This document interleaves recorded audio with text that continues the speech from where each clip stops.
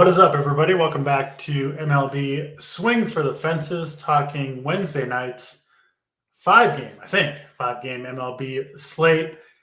Some weird start times today, but yeah, we had an early slate where Lance McCullers struck out 12 batters. Did not see that coming. But we got 5 games to talk about tonight. We've, of course, got the creator, the author of the Boom Report, leading a lot of victorious screenshots, and of course stats. We got to give a shout out to the Niehaus, not brothers, the Niehaus family, I guess. Uncle T, Big T, both with big scores last night. Congratulations to both Tony and Terry, bringing it home for the RPS crew. Stats, how you doing on this Wednesday afternoon? Doing well, man. I didn't think at this point in my life what I'd be remembered for is the Boom Report, but apparently that is my most famous thing. Listen, you got a lot of good years left. So, you know, I'll lean into it. Yeah. A lot of I have a chance to top it, is what you're saying. Yeah. But Big T, that was a big. What are you? 25K last night for Big T. I think I saw like 38K total winnings for him. Was it 38? Okay, yeah, I know he had a big one. I was, you can't. Uncle T, there's Uncle T. Yeah, you can't be staying up too late to see the results. When you got a bench press 135 at 5 a.m. in the morning. Can't watch the games, but I did see the results. Wait. Who was doing that? You, or you talking about you? It's a long running your joke. Thing. Okay. Well, actually, a 2-day running joke between me and Davis Maddock. Who do you know who Davis Maddock is? Stats? I don't even know if you know who Davis Maddock is. I do not. No, I do not. You're too busy making the Boom Report to be wasting time on Twitter. But he's a Thunder. I think I saw something on. I saw you on Twitter with Davis. Yeah, kind of going at it. Yeah. Yeah, he could. Well, going at it is a little much, but he's claiming he couldn't watch the Thunder Wolves game at. Yes, that's what it was. At 7:40 local because he had to be at the gym at 5 a.m. And I'm telling you, this guy's like, he's like 5'4". I mean, there's not a lot of athletic prowess to be gained. I don't know. Yeah, I don't want to speak badly about him. I don't know him, but he can. But yeah, I had to agree with you when I saw that. I'm like, yeah, that's a little lame. The 7:30 start time. Yeah, you got. I might be. Am I lagging a little bit? I think you're good now. I think you were a little bit, but I think you're good now. We'll see if it goes. Otherwise, I'd have to just reboot. Yeah, a little more lag there. We'll keep it. I'll let you know. Stats. You know what? Go ahead. All right. Yeah, if it's a problem, I'll reboot. I'll let you know if it continues, and we'll reboot, and I can talk solo for a couple of minutes. No problem doing that. I love the sound of my own voice, Stats. So if you need to reboot, it's a beautiful voice. Yeah, you do have a lovely voice.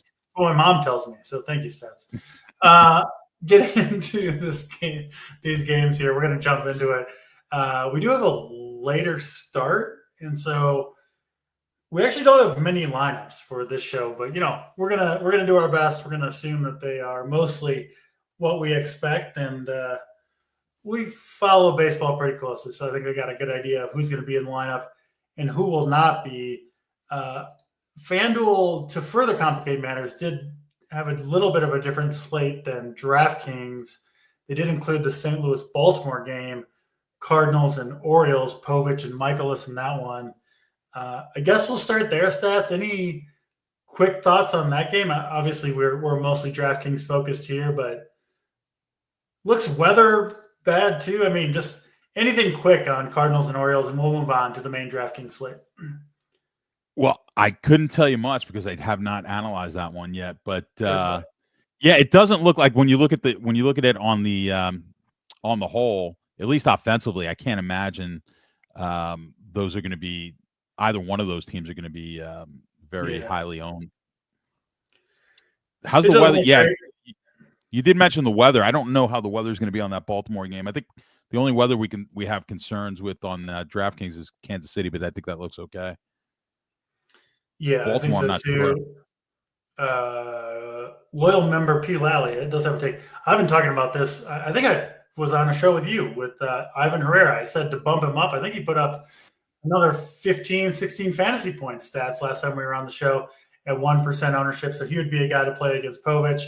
But overall, I don't think you need to go crazy with Cardinals and Orioles. Certainly, Michaelis and Povich, the two pitchers, are, I would say, more or less completely off the table, even on a shorter slate.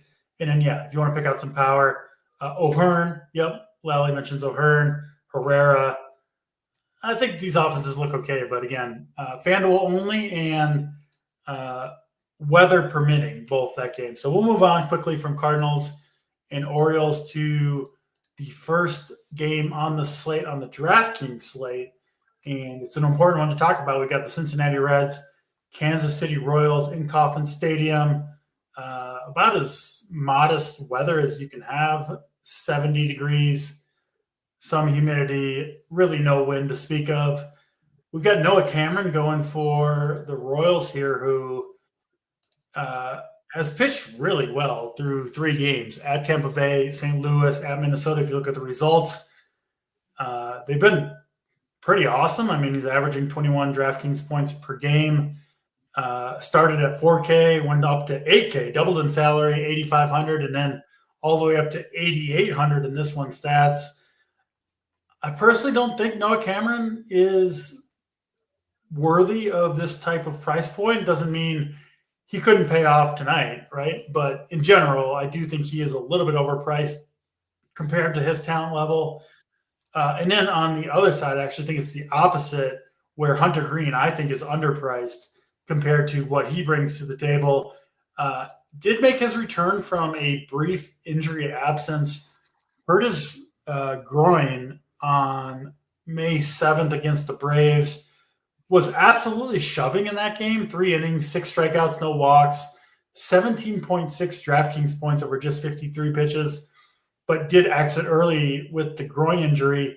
Came back last start in about one of the toughest matchups you can have in Great American Ballpark against that potent Cubs offense, and it didn't go super well for Green. Just 2 strikeouts in that one over 4 innings.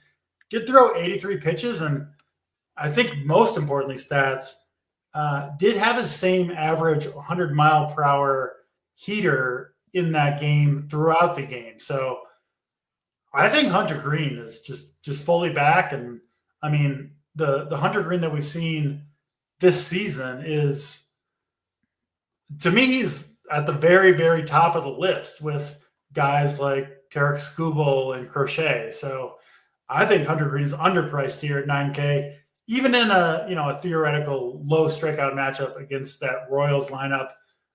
To me, Hunter Green, the clear SP1 on this slate. He's on, frankly, probably all of my lineups that I make today, 5 to 10 lineups, something like that.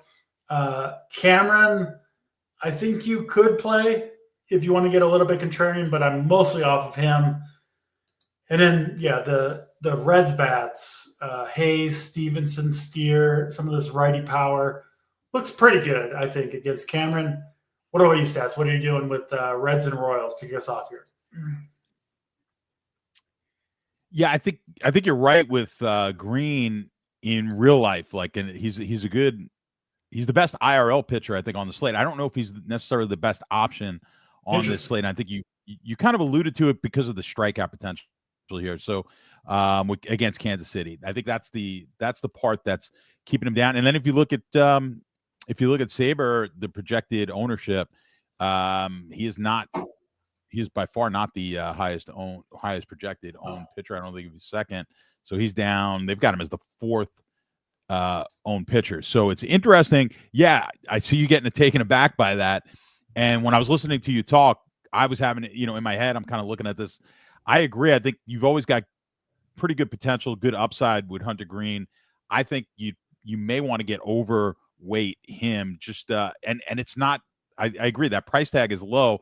There's really both of these pitchers are the highest 2 price pitchers on the entire slate today.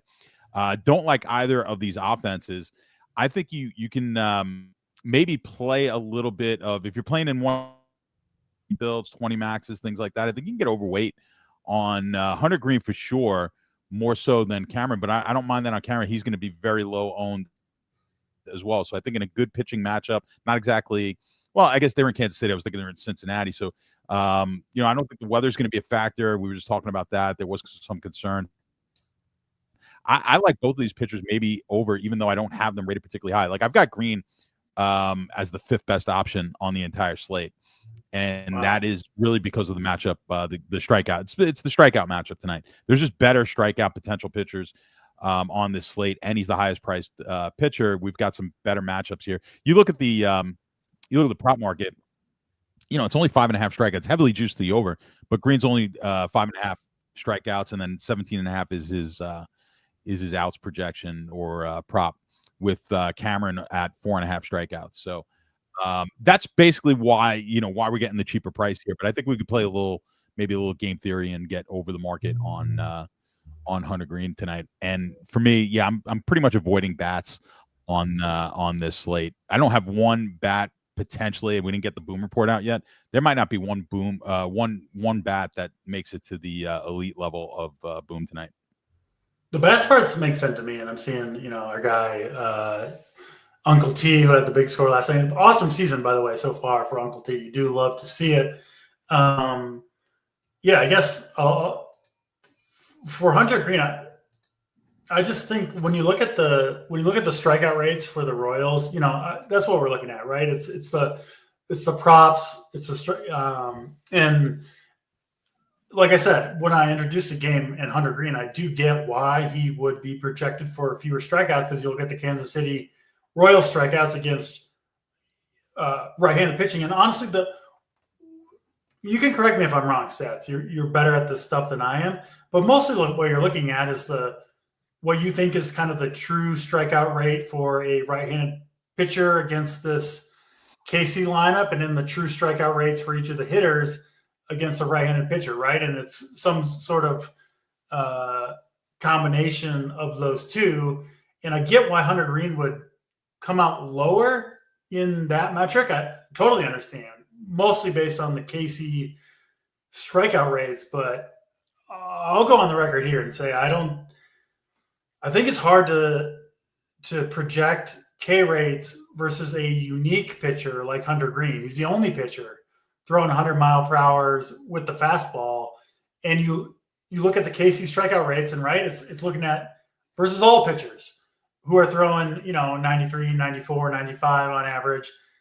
And there's only a few pitchers that I really mentioned this for, but I think Hunter Green is one of them, and maybe the top one, who kind of transcends the long-term stats, right? Like if you get, I don't know, Kyle Gibson and his 15% strikeout rate against the Royals, I think it's fair to say he's not going to be able to get strikeouts here. When you get someone like Hunter Green, who's fucking throwing 101 mile per hour BBs every pitch, I'm not as good. Obviously, your model is. So I get it, and people are wise to trust the numbers you're spitting out and the boom report and everything else, but I think Hunter Green has a very, very good chance to strike out double digits despite the, on paper bad matchup here. So any final thoughts? Yeah, I think he's a good play just for the fact that a lot of people will not be playing him. So if you could ever get a pitcher, and especially on a slate like today, where I don't think you're going to have to, he's not 10-5, he's not 11K, where it's like, he's just cost prohibitive and I can't get him in there. So I think on a slate like tonight at 9K, you could get yourself overweight on the best pitcher, the best stuff probably on the entire slate, and just hope he gets, he just has one of those games where his stuff is good enough to get you a bunch of strikeouts. I think it's worthwhile on this slate with we've got some good strikeout pitchers here, but I think the ownership on some of these other pitchers is going to be so high. To me, listen, if it works, it works. But I wouldn't mind getting overweight on Hunter Green tonight. Yeah, Hunter Green is about as close to a lock pitcher play as you can get. Maybe not on 150, but on my 5 to 10 lineups, I do anticipate Hunter Green will be on all of them, and I do think he's going to pitch very, very well here. So we'll see. A little bit of kind of a numbers versus eye test to some extent with Hunter Green and the Royals. we're both off of the bats, right? You said you really don't have anybody high up there. Yeah. Yeah, they're not going to be high. It's one. Yeah, no, the bats won't be high at all. Even though the pitchers are rated low, it's strictly the the lack of strikeouts. So, but go ahead, you continue. Because I'm breaking up, so I'm gonna just reboot here for a second. I'll be right back. All right, we'll get stats back after a quick reboot, but yeah, just on Hunter Green. I mean, he seems. Try to change the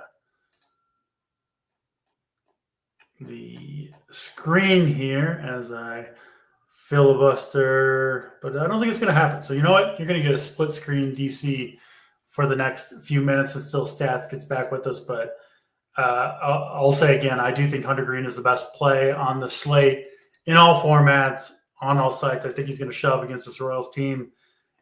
I think he's going to shove against every team. He's just that type of pitcher. And I know the results were bad in that first start back from the IL, but everything else looked totally fine for Hunter Green.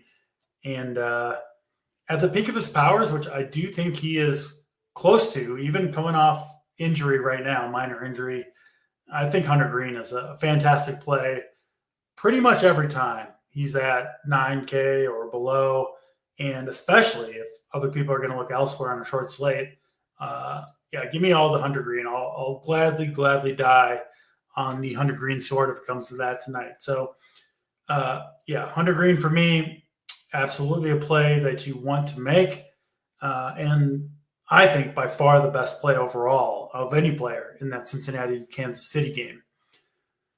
Colorado and the Cubs are up next, this one in Wrigley Field. And hopefully eventually some warmer weather coming to Chicago. But at least for tonight, we're going to deal with the weather that we've had for, it seems like 90% of the games at Wrigley Field, where it's going to be 55 degrees, some light winds blowing in, and just not a great environment for hitting in Wrigley, unfortunately.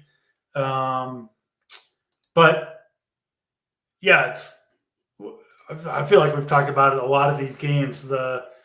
What to do with the Cubs versus bad pitching in Wrigley Field. I got you here, stats. Stats you are back in. We're on to the Cubs Colorado game here, talking about the pitchers. And, I'm kind of lamenting the fact that we can't get some warm weather in Chicago. Man, it's been kind of cooler temperatures there. It seems like the vast majority of the season, which should help Michael Boyd, who I do have as the second best pitcher on the slate. Like Green, did they face each other in that matchup? They might have, coming off a rough outing, but has been really, really good. Besides that, of course, he gets the pace-eating Colorado Rockies, which just deliver time and time again. Big performances for pitchers against them. I used Horton last night, who was, I don't think he was on the winners because there were some big pitching performances, but he was good. He put up, 20 DraftKings points at a decent price point. I expect the same from Boyd here. This Rockies lineup, I do like right-handed pitching better, but I'll take a good pitcher in Boyd against them any day of the week, like I will today. He is my preferred SP2 along with Hunter Green. And then the Rockies will go with Tanner Gordon, who we'll give him credit. He's pitched pretty well 2 times in a row against Detroit, against the Yankees, both times in Coors Field. I'm not really buying Tanner Gordon as a long-term thing, but I don't know. Maybe on a short slate in a good Wrigley pitching weather game, he could get the job done. Personally not playing Tanner Gordon. I'll have some Cubs and hope they can hit through the weather. But yeah, Boyd, Cubs. It's really all Cubs for me in this one. What about you? Stats? What are you doing with this game? Yeah, I mean, when are we ever playing Colorado outside of Colorado? And we don't play them all that much in Colorado. Yeah. So, yeah, this is certainly not a Colorado game. Well, Boyd's the number one pitcher for me on the entire slate. He's going to be the highest owned pitcher. I'm almost considering, you could almost consider lock button in the. I think 20 max. We're just reversed a little bit. So I got the lock. Are you going to lock Green in? You're going to lock Green in for like a 20 max? and have a lot of Boyd. And maybe you're the kind of the opposite where you're locking Boyd in and having some green. That's the thinking. I was going to go there. Yeah, I was going to lock in Boyd and then just get over the market, maybe half 50% on green. So I just think it's too good. He's 6.5 strikeouts in the prop market, which is juiced to the over. He's got the best K numbers on the slate here for this matchup. 17.5 on the pitching outs. Is he projected for more strikeouts than Hunter Green is? He is. Yeah, he is. Wow. So that sounds like you'd like to bet that. It sounds like I would. Can I get some stat action? I'll give you. I'll lay you. You gotta. I'll give you plus. No. You want to even up? I'll give you $100 Green versus Boyd. We'll keep it okay, you got it. All right. I was going to give you like plus 115, but don't need it. All right. Don't want to take your money too easily, Stat. You got it. You got it, brother. Yes, Uncle T. He is taking advantage of me. Yeah. But I think whatever. At least the prop market is saying this is the best. Best pitcher on the slate, and you're getting him at a pretty reasonable price. Like I said, Hunter Green's the highest priced pitcher on the entire slate at $9K. So 8,300. You're going to see pretty high ownership here on Boyd, no doubt. And I think the Chicago bats are certainly in play. The usual suspects, Crow, Armstrong, Tucker, Suzuki, Bush. Those are going to be the guys, and Happ. I think those are strong. I would imagine. I haven't looked here on Saber. Are they going to be would they be the highest owned stacks as well? I would imagine them and the Yankees on a slate like this are going to be pretty high, because you could pay up here for these bats, and there's enough the pitching is just not expensive today to where we could pretty much play any stacks that we want and get some pretty quality pitching in there as well. So I would fully anticipate the Cubs being, if they're not the highest owned, they'll be the second highest owned behind the Yankees. Yeah, we'll see if Sabres ownership comes true, but normally they are pretty close. And at least right now, they've got the Mariners having the top 3 guys in ownership, 4 of the top 5. And then Sabre does not have a Cubs player coming in until Ian Happ in 10th or 11th or something like that in terms of ownership. So maybe not quite as high on the Cubs ownership as we anticipated. It's annoying playing these guys in this cold weather. Yeah. So your options are, it's like you got the Cubs in not the best hitting weather. You got the Yankees, which should be a decent. There's no great wind effect, from what I've seen tonight. So no big wind blowing out. I think everyone's kind of blowing in, but the wind's kind of weak. So you've got the Yankees, and then you've got Seattle, which is in Seattle, which we don't typically love, even though they did pretty well last night. But we don't typically love that. So yeah, I mean, those are the higher, the more popular stacks on the slate. So you got to kind of pick your poison here. I guess Texas as well. Yeah, there are a few places to go. Do you subscribe to the theory for like the Cubs here, where home runs are, at least via the data, going to be harder to come by? Do you like the full stack better on a team like that, where you think they're going to score runs, but maybe the home runs might not be there because they're going to have to, string them in? To me, that's something I look at. But what about you, Stats? What do you do? Yeah, I'd rather play them in the full stack. Again, it's a short slate, so wacky things can happen here. Maybe on a larger slate, maybe you can make the case where you wouldn't want to necessarily use them that much. But on this slate, I think the Cubs are definitely in play, and I like them. I like them a bit here overall. So for me, they're one of the best stacks on the entire slate. I'm with you. Definitely like the Cubs here. In on Boyd, we are pretty much aligned, it seems like, on the Cubs and Rockies game, even if we're a little different on that first game, Cincinnati and Kansas City. Let's keep it moving to Toronto and the Texas Rangers. This one in Arlington. 2 righties starting here. Tyler Mahle going to start for the Rangers against the Blue Jays. To me, this looks like a matchup where I'm not really super excited to play either side. Actually, not at all excited to play Tyler Mahle. I'm not playing any of him. I just don't think the strikeouts are going to be there at 8,600. I can't play him over Boyd or Hunter Green. So on a shorter slate, he's out for me. If you're playing 150 lineups, maybe that's a little different. But I don't love the Blue Jays either. I think they're fine, but they just don't often put up huge scores, and Mahle is a decent pitcher himself. And then it looks like the Blue Jays are going to go with Paxton Schultz as the opener. Might get, I don't know. You have the props for Schultz. I assume they're low on both strikeouts and outs. What are they, Seth? Do you have them handy? I could grab a few, but I thought it was I had Lauer down. Just looking at Saber, they had Lauer. I think Lauer's going to be long relief. I think they're going to be long. So he's coming in. So they're going to go with Paxton Schultz is 2.5 Ks in the prop markets. Sounds about right. Which even at 4K, I don't think I want to go to. Yeah, I don't think you need to. You don't need it tonight. Yeah, agreed. Listen, you get 10 fantasy points from a 4K pitcher. I think you can win like that, but I don't think I'm going to get there on limited teams. Not going to Lauer either in long relief. I mean, you might get 3 or 4 innings out of him, but it's not like he's some stud. Frankly, most pitchers that are need an opener aren't the guys that you expect to dominate when they get in the game. So I'm probably out on the Toronto pitchers, probably out on Tyler Mahle. So I think it's the bats here that you got to look at.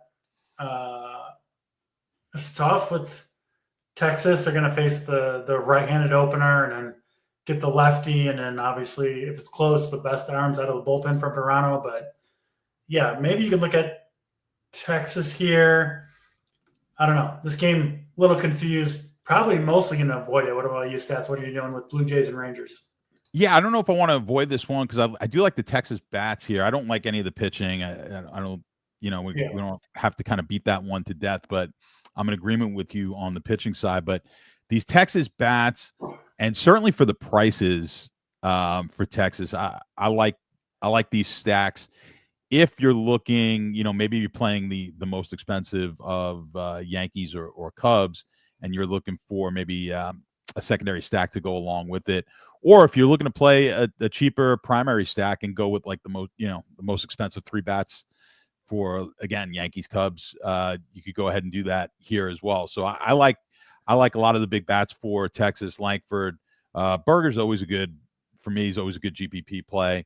Always reasonably priced. And then you've got Garcia and Young and Seager. Those are all those guys I really like quite a bit.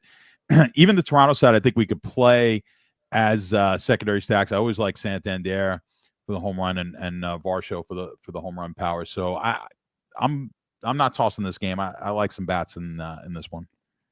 Yeah, that makes sense to me. Varsho, I can't remember him leading off all year. So interesting spot for him. No Bichette in the lineup. I assume that's why he's up there.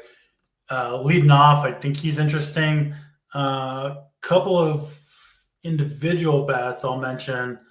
I do like Corey Seager a lot coming back from injury here. Just crushes right-handed pitching. He's going to get that first at bat pretty much no matter what against the righty, and then it's going to be the lefty coming in, but probably just one at bat against him, maybe tiring out as well. So I think Seager looks like a good spot. And then Addison Barger, I've mentioned him a few times on the show, but he's done okay so far. But just playing him, watching him, I think there's a home run binge coming for Addison Barger, 2,900.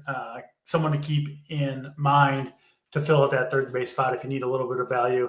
Do like him quite a bit in most matchups, but especially this one. So Addison Barger, Corey Seager, the 2 individual bats I'll mention from Toronto and Texas. Let's get to these last 2 game stats. We go out to the West Coast for Yankees and Angels. Clark Schmidt going for the Yankees here. I think a pretty good spot for him. not playing 150, but narrowing down to 5 or 10 lineups. Clark Schmidt was the third pitcher who made my pool. The first two, Hunter Green and Matthew Boyd, I did consider just locking those two in, but I think too good of a spot for Clark Schmidt to ignore him. Bunch of right-handed hitters here. He's been really good against righties over the course of his career. And 7,700. I think he's a really strong play. I didn't get to Kikuchi here at 7,200. I could see the argument. He is a volatile pitcher who can get strikeouts when he's on his game. So I assume he's somewhat low owned. Kikuchi, just pulling that up now. Yeah, 15%. Yeah, probably a reasonable play, but I do side with the Yankees bats overall, obviously led by Mr. Aaron Judge, but really all these guys. I mean, Goldschmidt, Volpe, Dominguez. We'll see who's in the lineup. I think the Yankees have a chance to do some damage here against Kikuchi and that Angels bullpen. And then I do like Schmidt a bit, but of course, you can play hitters against him if you want to. What'd you see here, stats, Yankees and Angels?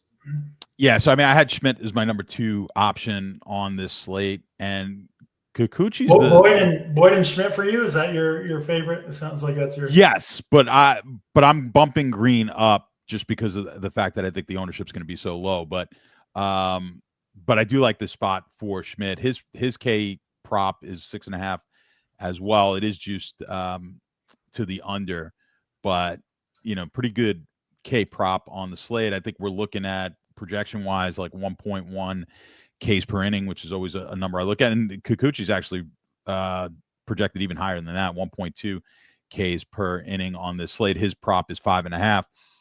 I think with Kikuchi, I think if you're not playing a Yankee stack, play Kikuchi in there. I think that's a really it's a good leverage play if the Yankees are not going to be if they're not going to be in the winner here.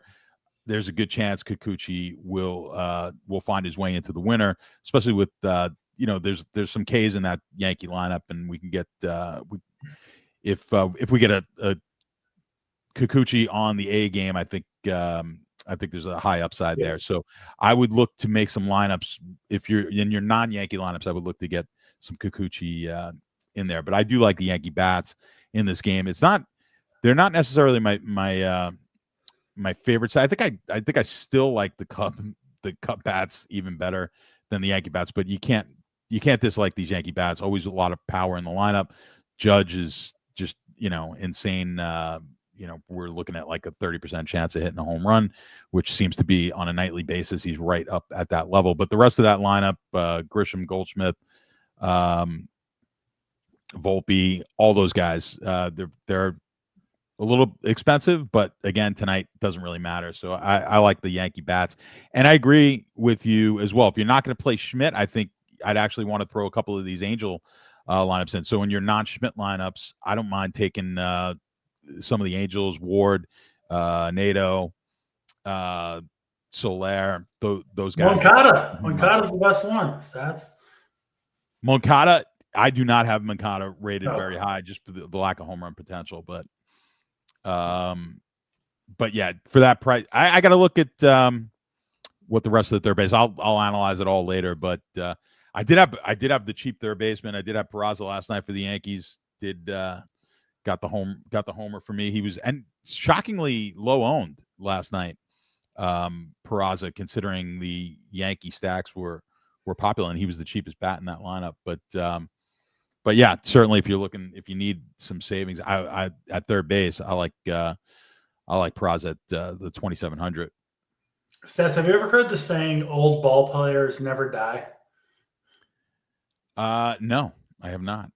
I bring it up. It's like a saying, for old farts who always think the generation that they watched when they were in their 20s are the best baseball players that there ever were. And you see it with, if you go on X and you'll see, oh man, imagine what a prime Barry Bonds would be priced on this DraftKings slate. I'm telling you, Aaron Judge is prime Barry Bonds. Like he's there. Look at the numbers he's putting up over the last couple seasons. You can play him. You can play prime Barry Bonds if you want to. All you got to do is click on Aaron Judge. the dude is just absolutely insane. When you look at when you look at like Goldschmidt versus a lefty, he's like at the very top of the list.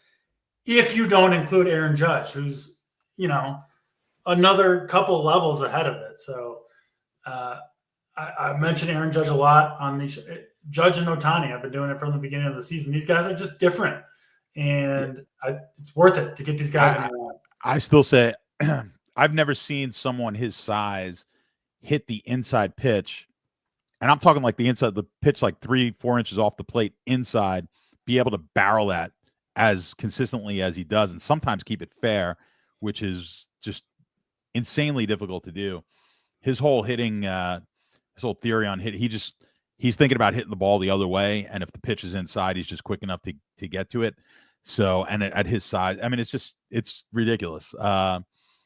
Yeah, look, Barry Bonds was Barry Bonds. We'll see. He's got a long way to go, but right now, yeah, it's Bonds every day. I mean, he's got the. Well, I'm not going to say Judge is going to hit 750 home runs in his career. I'm saying right now, in Judge's absolute prime, he's the same hitter that Bonds was. You can it's just they're not walking him at the rate that they did Bonds, but part of that's the surrounding cast and the ballpark too. I think both play a big factor. But yeah, no doubt.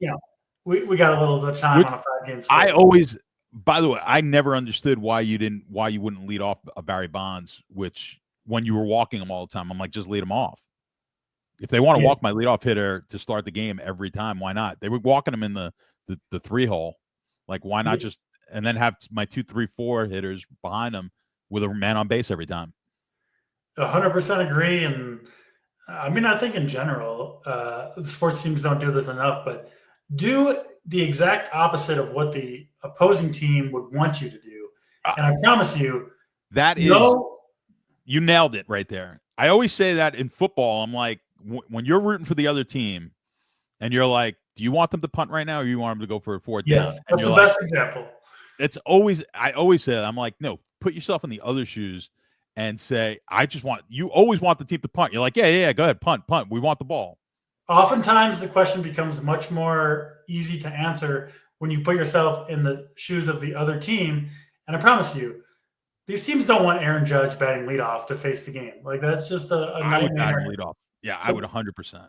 Max is at bats. Get him up there. If they want to walk him to start the game, by all means. Plus, he can steal bases. Yeah.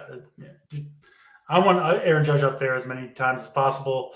And if that means a solo home run to start the game, so be it with Aaron Judge.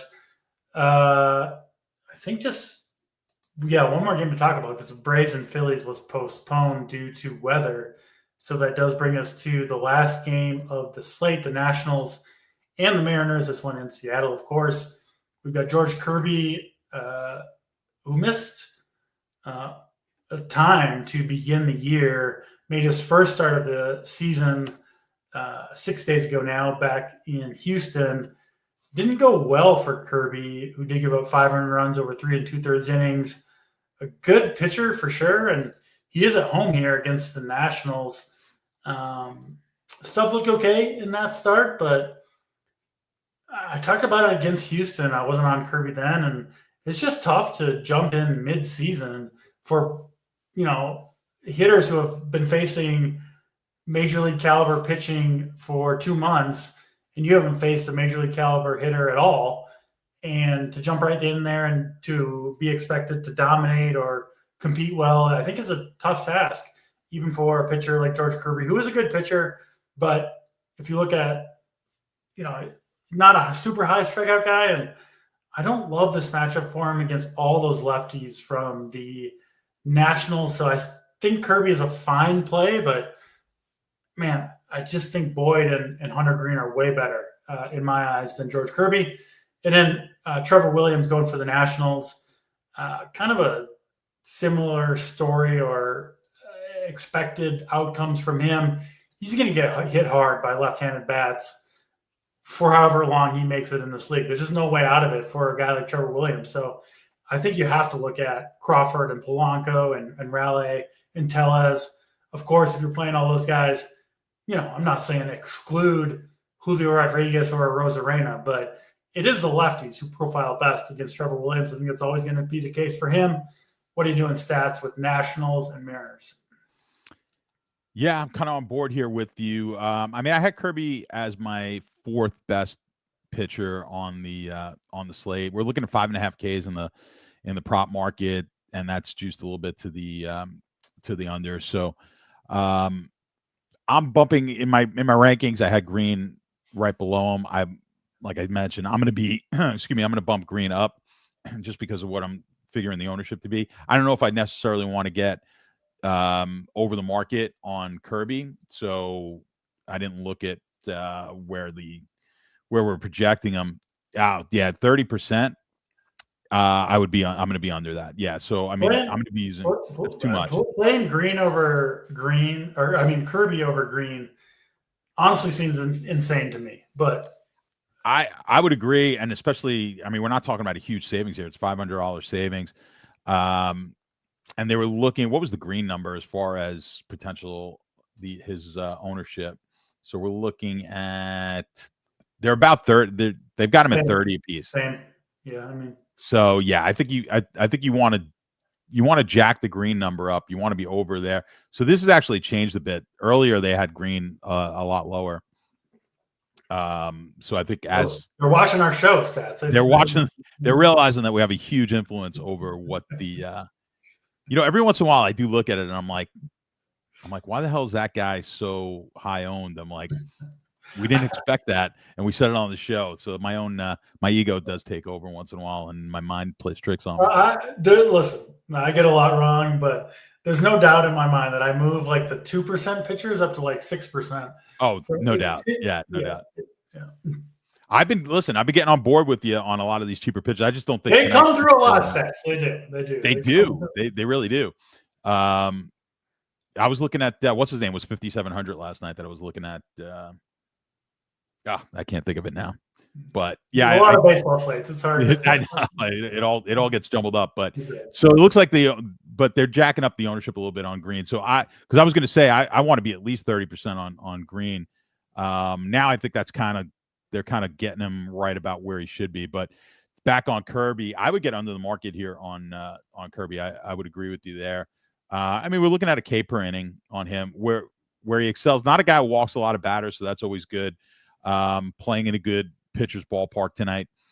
So I'm not going to be totally out on Kirby for sure, but I just think underweight just compared to where I'm seeing the rest of the market being. And I really want to get as much Boyd. I know you want to get as much Green. I want to get as much Boyd in as possible. But the bats, we typically kind of stay away from these Seattle hitters at home, but short slate, like I said, we got to kind of pick our poison. I think it's a pretty good matchup for these Seattle bats. I agree with you here. Julio, Raleigh, Polanco, Rosarena, Tavares, all those guys are. And Tavares, we got some good prices. We got some expensive bat, but then I think Tavares at 3,300, I think is pretty good to fit into your stack. So I like these. I like these bats for Seattle tonight quite a bit. Yeah, me too. Like the Seattle bats, and guys like Abrams, James Wood, two really, really good hitters. And Seattle is a great pitcher's park, but it's okay for home runs this time of year. So I do think those guys I like Washington in secondary stacks a lot with those guys that you're just talking about. I mean, Abrams plays every night. I mean, Abrams does too much. And I agree with you with James Wood. So those are two guys where you've got the home run and stolen base potential with both of those guys. So I love them in secondary stacks or even as single options to to kind of fit your lineups. Especially on a shorter slate, one home run could be enough to be easily the leader at the position for fantasy points. So I do think those guys, even in a relatively tough matchup against George Kirby, make a lot of sense tonight. Stats, that's all 5 games on this slate. Let's do favorite pitching combination. I think we're going to share one here and then maybe go one different. But who's your favorite pitching combination tonight, Stats? Yeah, so for the combo, I'm gonna go with the chalkier. I'll go Boyd Schmidt as my favorite combo. Yeah, Schmidt is my third, but it's Boyd and Hunter Green for me, my preferred combo. But those are the only three pitchers that I'm using: Schmidt, Green, and Boyd. I do think those are, in my eyes, pretty clearly the three best options on the slate. Stats, give us your top two stacks of the evening. I'm going to take a Seattle, Texas combo. That's the way I'm going to go here tonight. Seattle and Texas. I like it. We'll change it up a little bit from your selections. I'll go with the Yankees against Kikuchi and the Cubs against Tanner Gordon. Obviously, expensive stacks there, so you will need to find some cheaper bats to fit in. But I do think we've got a few options tonight. Finally, stats, give us a home run call for the slate. Oh, let's see here. Let's look over it quick. I'm gonna go. I'll stick with the. Since I like Seattle, I'll go with Cal Raleigh with the dinger. Love the call on Cal Raleigh. And I'll go with Mr. Goldschmidt, crushing lefties this year, leading off, hopefully, for the Yankees tonight. That'll do it for this edition of the Swing for the Fences show. I'll be back same time, same place tomorrow with JT, breaking down the slate. But good luck to everybody. We've got all you need over in the Run Pure Sports Discord. And until tomorrow, he's Stats. I'm DC. We're out of here.